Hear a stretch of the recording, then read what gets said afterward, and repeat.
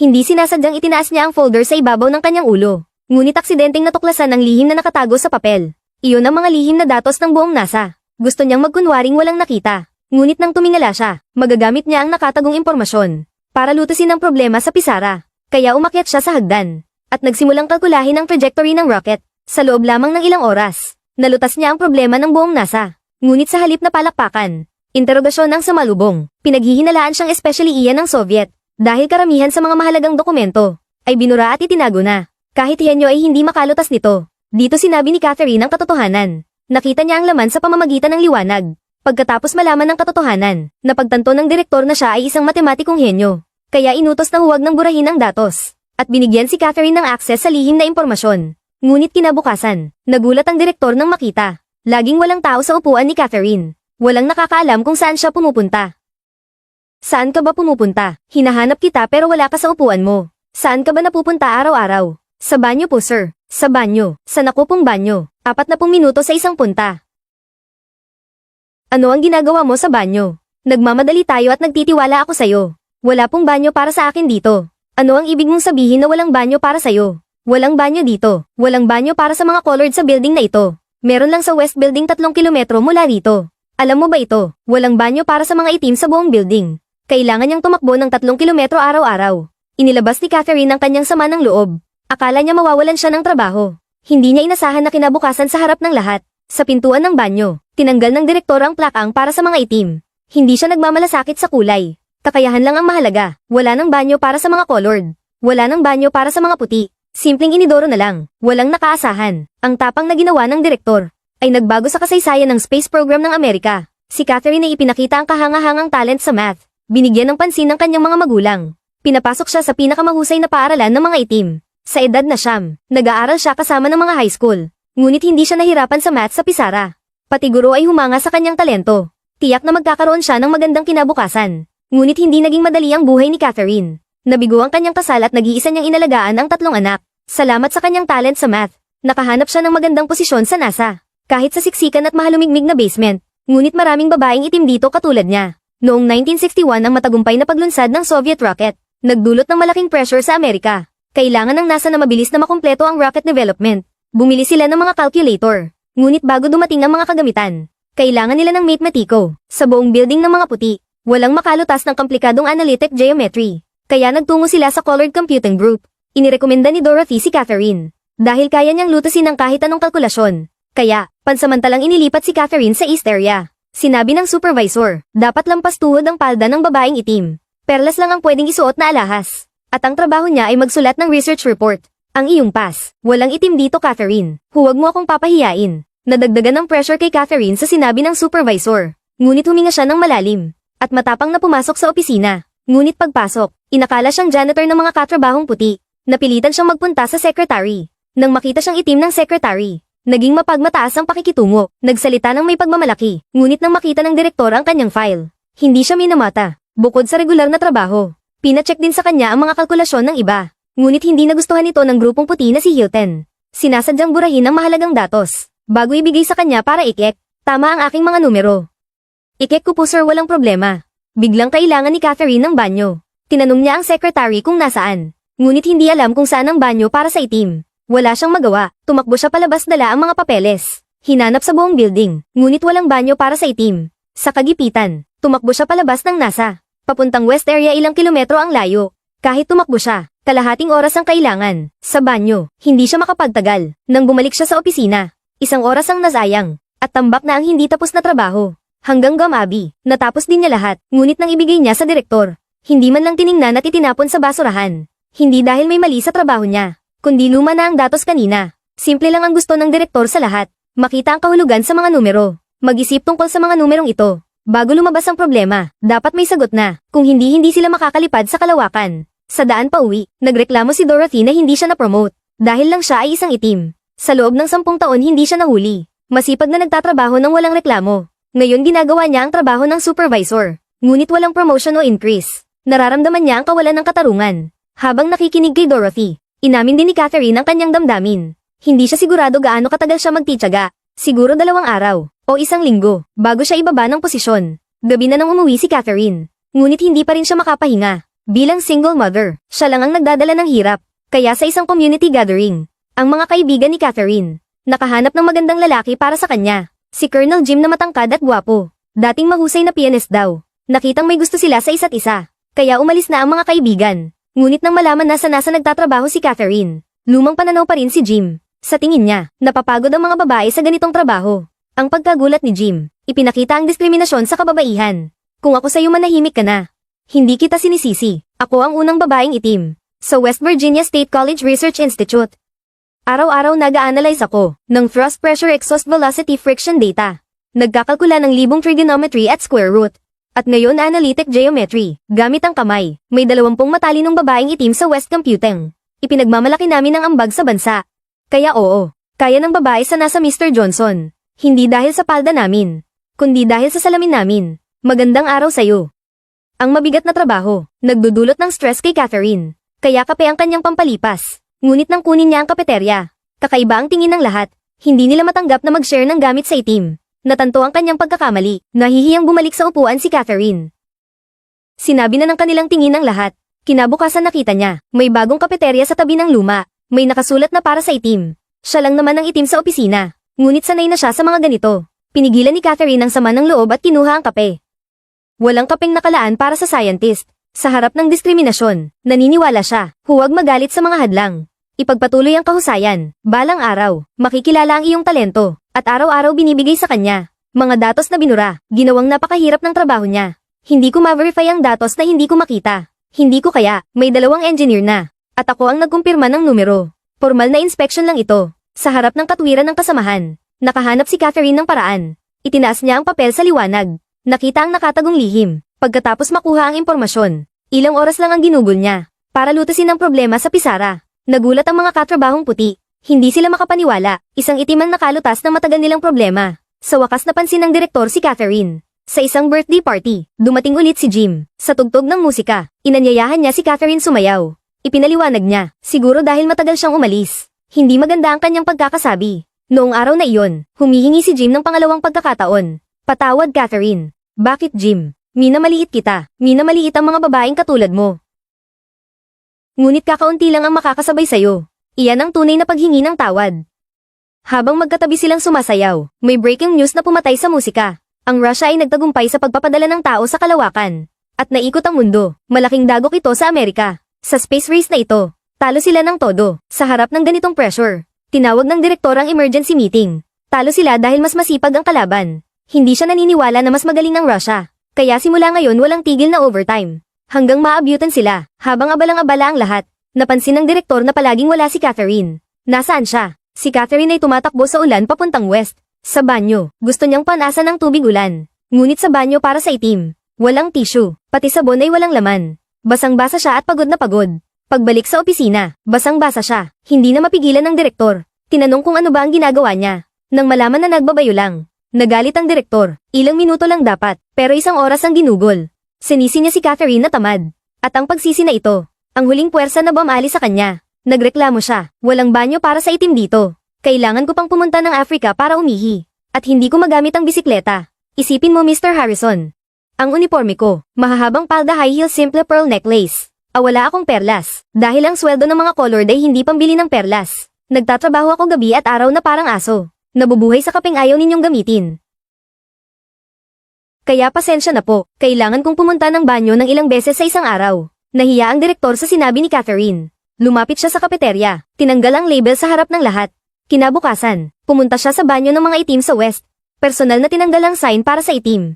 Kapag malakas ka na, pati rules ay magbabago para sa'yo. Kung hindi mababago ang diskriminasyon sa kulay, basagin mo gamit ang kakayahan. Nalaman ni Jim na nagkasakit si Catherine sa ulan. Araw-araw nagdadala ng sabaw, ang pag-aalala at sinseridad ni Jim. Nagustuhan ng mga bata, parang pamilya sila, magkakaholding hands sa dasal bago kumain. Habang nagiging malapit, tinanggap na ni Catherine si Jim. Sa sama-samang pagsisikap, dumating ang araw ng rocket launch. Pagkatapos ng countdown, lumipad ang rocket, kinabahan ng lahat, hanggang makapasok sa orbit. Sa wakas nagbunga ang kanilang pagsisikap. At pinuri ng presidente, kahit tagumpay ang rocket, hindi pa rin pwedeng magpahinga. May 2 astronaut na pupunta sa kalawakan. Kaya kailangan muna nila kalkulahin ang lahat. Nilapitan ni Catherine ang direktor. Gusto niyang kalkulahin ang trajectory ng Atlas rocket. Dahil ibang-iba ito sa Freedom 7. Kailangan nilang magkalkula ulit para masigurado. Alam ng direktor na hindi ito simple. Bagong hamon ito. Hindi siya naniniwala kay Catherine. Kailangan ng sobrang tiyak na kalkulasyon. Parang shotgun. Tumama sa maliit na punto sa 500 metro. Ngunit nakita ang tiyak na report at determinasyon ni Catherine. Pumayag na subukan siya, pero kailangan i-check niya lahat ng datos. Hindi nagustuhan ito ni Hilton. Sinabi niya kay Catherine, hindi pwedeng maglagay ng pangalan ng computer. At kailangan gawin ulit, sa kasamaang palad. Nabigo ang pangalawang flight ng Freedom 7. Mali ang landing point sa kalkulasyon. Hindi nakarating sa tamang lugar. Buti na lang nakarating agad ang rescue. At ligtas ang astronaut, pero lumubog ang capsule sa dagat. Pinagalitan ng direktor ng boss. Kinabahan ng mga astronaut sa susunod na mission. Para maiwasan ang pagkakamali, ipinaliwanag ni Hilton ang mga detalye. Kahit may gravity ng Earth sa capsule, sapat ang bilis para labanan ito. Para umikot sa Earth nang hindi bumabagal. Kailangan nilang bawasan ang bilis sa tamang oras. Para maging parabola ang orbit mula sa elliptical. Napaka-importante nito. Kung masyado maaga, masusunog sa atmosphere. Kung masyado huli, mawawala sa gravity ng Earth. Mass velocity time at distance. Kahit anong pagbabago ay makakaapekto sa critical point. Mawawala ng saysay ang kalkulasyon. Sa harap ng pressure, gusto ni Catherine sumali sa meeting. Dahil mahalaga ang bawat segundo. Hindi siya updated sa mga bagong balita. Kailangan magkalkula ulit sa bawat update. Catherine, ganito talaga trabaho natin. Kung gusto mo gawin, kalkulahin gamit ang nasa harap mo. Kung hindi, maghahanap kami ng ibang makakagawa. Wala siyang masabi. Kailangan niyang gamitin ang datos na meron siya. Pero pagkabigay niya ng resulta, sinabihan siya. Nagbago ang schedule, 6 na minuto ang nakalipas. Ika-4 na beses ngayong araw. Kailangan niyang magkalkula ulit. Nagalit si Catherine. Kung nasa meeting lang siya, makukuha niya kaagad ang bagong datos. Tinanggihan siya ni Hilton dahil babae siya at babaeng itim pa. Nasaktan si Catherine sa mga salitang ito. Kailangan niyang maglaan ng mas maraming oras. Nakita ito ng direktor, tulad ng inaasahan. Nagbago na naman ang datos. Nag-away na naman sila. Nakita ito ng direktor. Sinabi ni Catherine ang nasa isip niya. Ilang buwan na lang ang rocket launch. Pero mabilis magbago ang datos. Hindi nila matapos ang kalkulasyon sa oras. Hindi pwede ang civilian sa DOD briefing. Ako ang pinakamagaling sa math. Hindi ka titigil, hindi po. Babae siya, walang rules. Sa babae sa meeting, oo, Paul. Pero sa loob ng mga pader na ito, sino ang gumagawa ng rules? Ikaw ang boss. Kailangan mo lang ipakita ang kapangyarihan. Pagpasok sa meeting room, ramdam ni Catherine ang tingin ng lahat. Sa harap ng mga boss, kinabahan siya. Usapan tungkol sa landing area. Gusto ng militar 50 square kilometers. Para masigurado ang recovery, biglang tinanong ang orbiting speed. Hindi alam ni Hilton ang sagot. Naghanap ng sagot, pero sumagot kaagad si Catherine. 28,234 kilometers per hour. Tinanong kung kaya kalkulahin ang critical point. Sabi ni Hilton, possible sa theory. Pero hindi kontento ang militar. Sa teorya lang. Sa harap ng pressure, pinili ng direktor si Catherine. Binigyan siya ng chalk. Pinakita na subukan niya. Lumapit si Catherine sa pisara ng may kumpiyansa. Hindi siya nag-alinlangan sa kanyang kakayahan. Mahinahon siyang nagsulat sa pisara. 2 oras lang may sagot na. Napahanga niya ang lahat sa kanyang talino. Landing area ay 5.0667 degrees north, 77.3333 degrees west. Dito po, plus minus 52 square kilometers. Gusto ko ang numero niya. Salamat po, pero ito ay base sa capsule hitting rin try point exactly. At kung paano masigurado ito, still researching. Napilitang pumunta ang direktor sa computer room. Malapit na ang rocket launch. Kailangan ng machine sa daming kalkulasyon. Sinabi ng staff, bagong setup pa lang ang machine. Marami pang hindi marunong. Maraming programmer para sa cards. Napili si Dorothy, pero nag-aalala sa mga babaeng itim. Sinabi ng HR, siya lang ang lilipat, hindi muna ang iba. Pagkatapos ng launch, bubuwagin ang computing group. Hindi ito ang gusto ni Dorothy. Direkta niyang sinabi, kung hindi kasama ang mga babae, hindi siya tatanggap. Kailangan ng maraming tao sa machine. Kaya ng kanyang mga babae. Sa wakas pumayag ang boss. Dinala niya ang computing group. Lumabas sa madilim na basement. Papuntang maliwanag na opisina, kahit pansamantala lang. Naniniwala silang magiging permanente dito. Samantala, may problema si Catherine. Capsule mula elliptical orbit, papuntang parabolic orbit. Walang formula sa math. Okay ang launch at landing calculation. Pero kulang ang transition. Baka hindi makabalik ang capsule. Baka hindi kailangan ng bagong formula. Baka lumang formula. Isipin sa numero, hindi sa theory. Math ang pinakamaasahan. Para sa'yo, oo. Euler formula. Oo, napakaluma pero useful. Pwede sa math.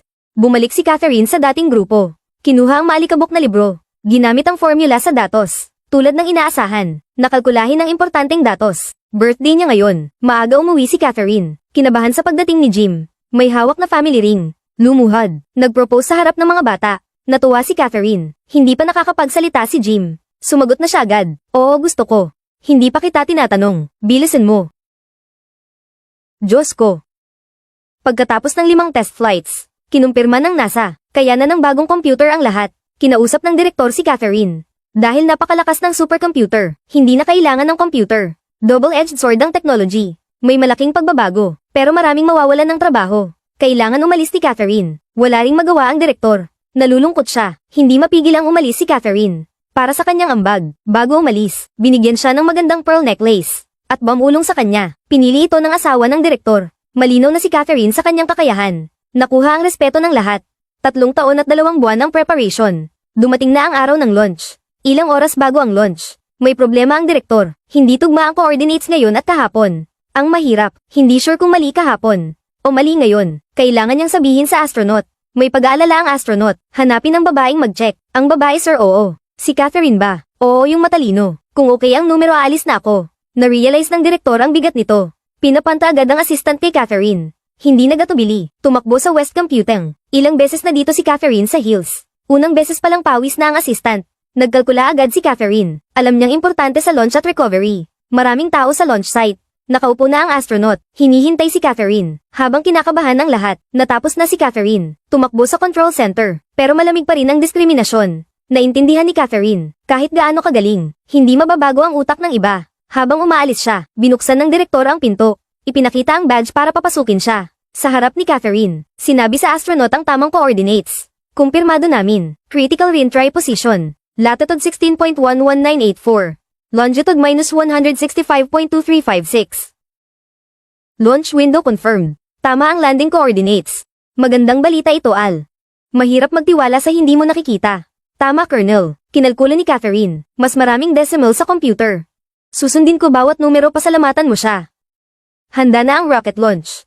Good luck, friendship pito. Ingat, Col Glenn. Sa countdown, lumipad ang rocket. Nang makarating sa orbit, nakahinga na ang lahat. Pero hindi umalis si Catherine sa kaba. 10 oras, ligtas na landing sa coordinates niya. Saka lang nawala ang kaba. Habang nagdiriwang ang lahat, tahimik na aalis si Catherine. Tinawag ulit siya ng direktor. Magaling. Kayo rin po, Mr. Harrison. So, kaya nating makarating sa buwan. Nandoon na tayo, sir. Sa husay ni Catherine, napapayagan siyang manatili sa launch team. Sa tagumpay ng career, kinasal sina Catherine at Jim. Masaya sa kanilang kasal. May bagong assignment si Dorothy. Hindi na programmer, unang itim na supervisor. Tinanggap na si Catherine ng mga kasamahan. Pati si Hilton na dating mataas. Nagbuhos ng kape para sa kanya. Bilang respeto, mula sa diskriminasyon hanggang respeto. Mula sa limitado hanggang tagumpay. Mula sa nag-iisa hanggang kinikilala. Hanggang sa tinatanggap ng lahat. Ang pagbabagong ito, hindi dahil sa reklamo o dasal, kundi sa kakayahan at tiyaga. Ginamit ni Catherine ang talino. Binago ang kapalaran sa kakayahan. Sa mga tamang numero, hindi lang rocket trajectory, kundi ang katotohanan. Kaysa magreklamo sa mundo, mas mabuting magpalakas. Kaysa maghintay ng tanggap, patunayan ang sarili sa gawa. Ang respeto ay galing sa kakayahan. Ang liwanag ay galing sa loob. Pag magaling ka, mawawala ang diskriminasyon. Pag malakas ka, darating ang respeto. Sa mga sumunod na taon, nagpatuloy si Catherine sa math, Apollo 11 moon landing, at iba pang space calculations. Para sa kanyang ambag sa aviation, 2016 na pinangalan ng NASA ang computer building, Catherine Building, at binigyan ng Presidential Medal of Freedom sa edad 77. Hindi tinatanong ng binhi ang kulay ng lupa, hindi alintana ng bituin kung sino ang tumitingin. Habang ang mundo ay nagbabahagi sa kulay at kasarian, sinulat ni Catherine ang tula sa kalangitan sa talino. Ang pinakamagandang anyo ng buhay ay hindi pagsuko, kundi paglaki sa hirap, hindi paghihintay ng pagkakataon, kundi paglikha ng posibilidad. Tulad ng lotes hindi sumusuko sa putik, hindi tumitigil kumislap ang bituin sa gabi. Ang kwento ni Catherine, parang North Star sa madilim. Patuloy na kumikislap, hindi lang sariling daan ang iniilawan. Tinuturo ang direksyon sa iba. Ang buhay ay parang math formula. Minsan sikat ka sa mundo, minsan nag-iisa ka sa tuktok. Pero hindi pwedeng tumigil. Kahit daan beses maghanap, dapat lumingon pa rin. Kahit malamig bilang lahat ng damo. Mula sa pagdududa hanggang sa tuktok ng bundok. Sa kabila ng pagod at hirap. Hanggang sa buwan at ilog ay umaagos. Sa wakas puro ang puso tulad ng yelo sa jade.